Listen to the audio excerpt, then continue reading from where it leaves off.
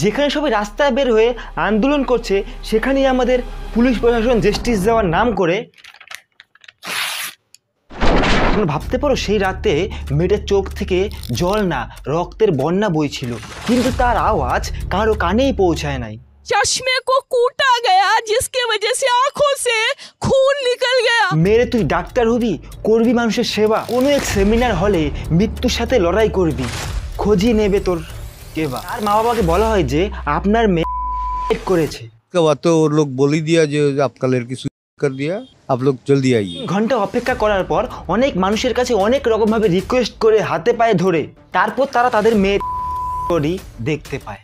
Parents जिनकी बच्ची 31 years old की ऐसी खत्म हो जाती है, उनको 3 घंटा खड़ा रखा और ये हाथ जोड़ती रही, माँ बाप हाथ जोड़ते रहे, हमें एक बार दिखाओ, हमारी बच्ची का मुंह एक बार दिखाओ। हमको नहीं दिखाया गया। আর সেই মেয়েটার বডিটা কিছুটা এমন অবস্থায় ছিল সেটা দেখার পর যে কোনো মানুষের শরীরের আত্মা কেঁপে উঠত। बच्ची का शरीर में कोई कपड़ा नहीं था, पैर दोनों राइट एंगल में मिला गया, एक पाँव बेड के इस तरफ, एक पाँव बेड के इस तरफ मिला गया। মেয়েটি তার শেষ নিঃশ্বাস পর্যন্ত কতটাই না যন্ত্রণা সহ্য করেছে। সবাইকে তো ভাই মানুষ লাগে, মানুষ কজন আছে? মানুষের ভয় এই সমাজে মানুষ কিভাবে বাঁচে? শরীর শুধু ভোগের জিনিস, বেচে দিলে 10 লাখেরই দামে। আগস্ট মাসে ওটা কি উঠালে স্বাধীনতার নামে। তো নমস্কার বন্ধুরা, কেমন আছো তোমরা? তো আজকে আমরা দেখবো কিছু সিদ্ধারাহীন প্রাণী যাদের প্রিয় খাবার হচ্ছে, আর যারা বলছিলে আর.জি. কর হাসপাতালে ঘটনাটা একটা আত্মহত্যা তাদের জন্য,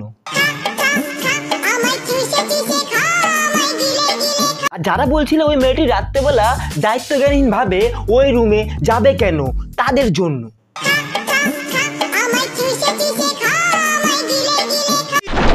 আবার কিছু কিছু মানুষ তাদের অ্যাক্টিং ক্যারিয়ারের ফ্লপ অ্যাক্ট নিয়ে নেকা কান্না কাঁদছে যে আমি বাড়িতে ঠিক করে পৌঁছবো তো। কেন পৌঁছাতে পারবে না? উরি বাবা রে, কি কষ্ট। এটা কেন হবে? এটা আপনার দিদিকে জিজ্ঞাসা করুন, উনি ভালো বলতে পারবে। বাইরে চোখে ওটা মোবিল না কাজল? জল লাগলে উঠছে না। এটা কেন হবে? মুখের মধ্যে মেকআপ আর চোখের মধ্যে মোবিল ঘষে ক্যামেরার সামনে এসে যদি নিজের ফ্লপ অ্যাক্টিং ক্যারিয়ারের কথা ভাবো তাহলে চোখ থেকে একাই জল ঝরবে। এদিকে যারা বিচার করবে তারাই রাস্তায় নেমে জাস্টিস চাইছে। কার কাছে? अरे मुझे चक्कर आने लगा। আমি শুধু এই অপেক্ষায় আছি কোনদিন না সিবিআই রাস্তায় নেমে বলবে তোমরা সবাই রাস্তায় নেমে আন্দোলন করো, জাস্টিস আমার দাদু দিবে।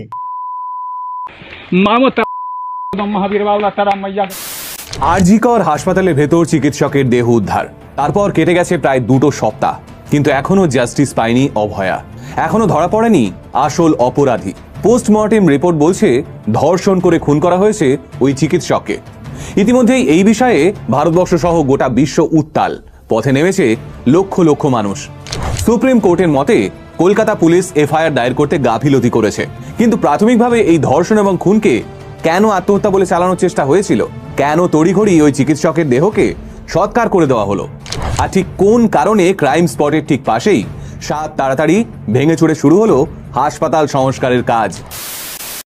বন্ধু, প্রবলেম একটাই, যতক্ষণ না আমাদের সাথে পার্সোনালি কারো কিছু হয় না সেটার ব্যথাটা আমরা বুঝতেই চাই না।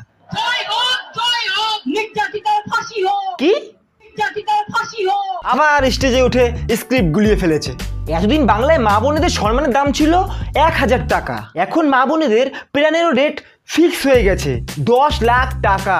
বাংলার মা বোনেদের অল্প শিক্ষা নেওয়া উচিত, দুঃখ পাওয়ার কথা, কিন্তু বাংলার মা বোনেরা টাকা দিচ্ছে আর স্বামীর কাছ থেকে হাত পাততে হচ্ছে না, ধীরে দিচ্ছে 1000 টাকা। তারা খুব খুশি, আমাদের খুব খরচা চলে যাচ্ছে, একদম খুব খুশি। তো শেষে একটাই কথা বলবো ভাই, সবাই এগিয়ে আসো, যে যেখানে আছো সেখানে সেভাবেই প্রোটেস্ট করো, রাস্তায় বের হও। আর এটা ভেবো না যে আমার সাথে তো কিছুই হয় নাই, সবাই বের হচ্ছে, আমি একা না বের হলে কি বা হবে।